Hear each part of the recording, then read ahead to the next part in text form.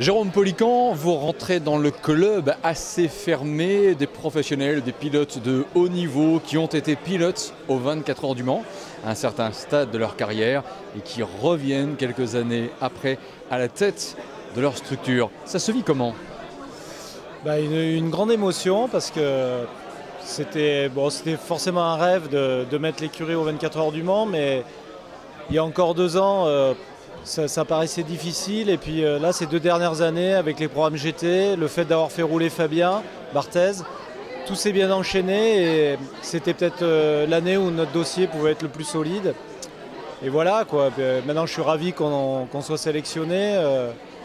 Je vais essayer d'honorer cette sélection. Et puis, mais bon, le plus dur reste à faire quand même au niveau de l'équipe. Vous avez en 2013 remporté le championnat de France Grand Tourisme dans le cadre du GT Tour avec justement Fabien Barthez.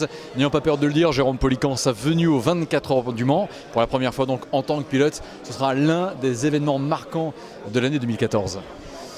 Oui, et ça lui tenait à cœur, hein. Il avait fait la journée test il y a 2 ans. Et d'ailleurs, il m'avait questionné, savoir, parce qu'il avait eu des propositions déjà il y a 2 ans pour participer à la course.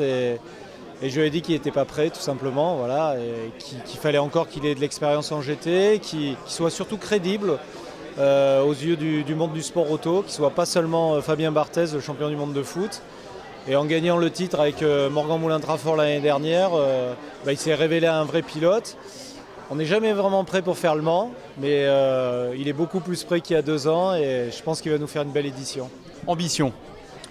Ambition, alors c'est clair que c'est finir, mais finir de façon, pas de façon laborieuse, de façon efficace.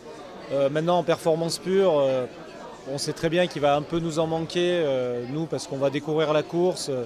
Alors il n'y a pas que la vitesse, il y a la stratégie, il y a l'expérience de cette course. Alors je vais m'en servir un petit peu, mais en tant que team, on a Spa, on a quand même fait quelques courses d'endurance, mais il va forcément y avoir des manques.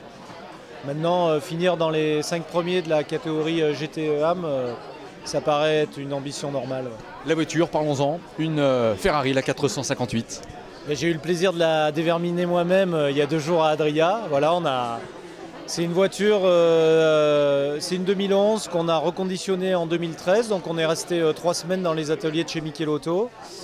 Et puis la voiture a merveilleusement roulé il y a 2 jours. On va entamer notre planning d'essai dans 10 jours à Nogaro, pas loin de nos bases. Voilà, et puis le gros challenge, je pense que, parce que la voiture est connue, la voiture est championne du monde, elle a déjà 4 années derrière elle, donc on va essayer de garder les normes constructeurs, pas trop s'éloigner de ça. Ça va surtout être aux pilotes, et notamment au pilote Gentleman de la maîtriser, mais c'est tellement une super voiture que j'ai pas de doute sur l'apprentissage va être assez rapide. Alors justement, Jérôme Polican, qui avec Fabien Barthez pour constituer l'équipage de cette Ferrari Sofrev ASP dans la catégorie LMGT-EAM? Alors Anthony Ponce, qui a fait un podium en GT-EAM justement aux 24 heures du Mans il y a 2 ans. Donc qui a une expérience de la course, qui est venu tard lui aussi au sport auto, mais qui a démontré des belles choses en gagnant le V2V également. Et puis un de nos fers de lance de l'équipe, Sohail Ayari, qui a fait 11 fois le Mans. Le circuit a pas de secret pour lui et qui sera le capitaine de cette voiture. Jérôme Polican, merci beaucoup.